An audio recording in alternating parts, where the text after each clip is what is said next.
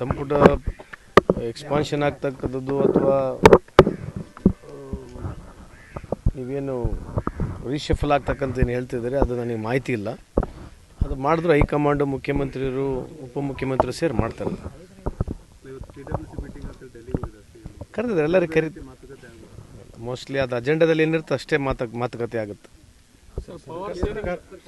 Kerala CM ಒಂದು tweet ಮಾಡಿರ್ತಾರೆ, ಬೆಂಗಳೂರಲ್ಲಿ ಮನೆಗಳ ತೆರವು ಸಂಬಂಧಪಟ್ಟಂತೆ ಅಲ್ಪಸಂಖ್ಯಾತರ ವಿರೋಧಿ ರಾಜಕಾರಣ ಮತ್ತು ಬುಲ್ಡೋಜರ್ ಸಂಸ್ಕೃತಿ ನಡೀತಾ ಇದೆ ಕರ್ನಾಟಕದಲ್ಲಿ.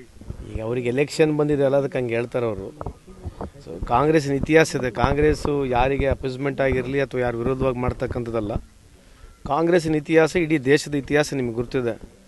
ಎಲ್ಲ ಸಮಾಜದವ್ರನಿಗೆ ಒಟ್ಟುಗೂಡಿಸಿ ಹೋಗ್ತಕ್ಕಂಥದ್ದು ಐಡಿಯಾಲಜಿಲಿ ಇರ್ತಕ್ಕಂಥ ಕಾಂಗ್ರೆಸ್ ಪಕ್ಷ. ಸೊ ಯಾರಿಗೆ ಪರ ಆಗಲಿ ವಿರೋಧ ಮಾಡೋಕ್ಕೆ ಹೋಗೋದಿಲ್ಲ ನಾವು.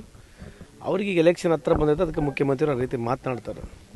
ಸರಿ, ಗೋವಿನ ಜೋಳ ನೋಂದಣಿ ಪ್ರಕ್ರಿಯೆ ಇನ್ನೂ ಆರಂಭವಾಗಿಲ್ಲ ಸರ್. ಕೇವಲ ಆದೇಶ ಸರ್ಕಾರದಿಂದ ಇನ್ನೂ ಪ್ರಕ್ರಿಯೆ ಆರಂಭ ಅಲ್ಲ. ಈಗೇನಾಗಿ ಸ್ಟಡಿಯಾಗಿ ಪ್ರೈಸ್ ಇನ್ಕ್ರೀಸ್ ಆಗಿದೆ.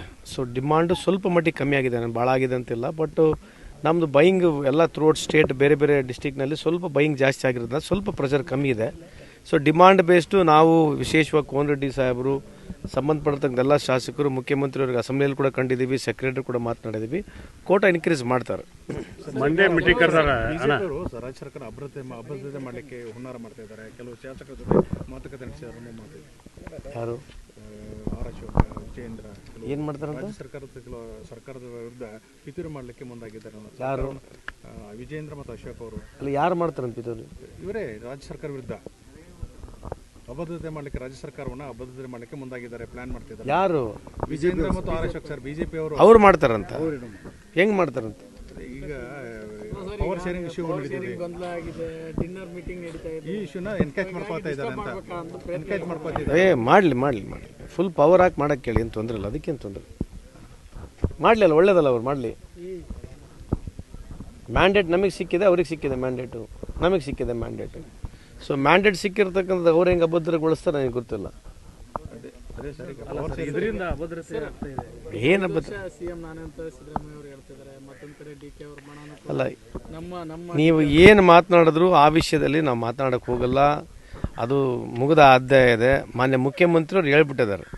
ರಾಹುಲ್ ಗಾಂಧಿಯವರು ಹೈಕಮಾಂಡ್ ಏನು ಹೇಳ್ತಾರೆ ಅದು ಸುಪ್ರೀಂ ಅಂತ ಹೇಳಿದ್ದಾರೆ. ಸೊ ಈಗ ನೀವು ಎಷ್ಟು ತಿರುವಾಮರುವ ಪ್ರಶ್ನೆ ಕೇಳಿದ್ರೆ ನಮ್ಮ ಉತ್ತರ ಅಷ್ಟಕ್ಕೆ ಸೀಮಿತವಾಗಿರ್ತದೆ.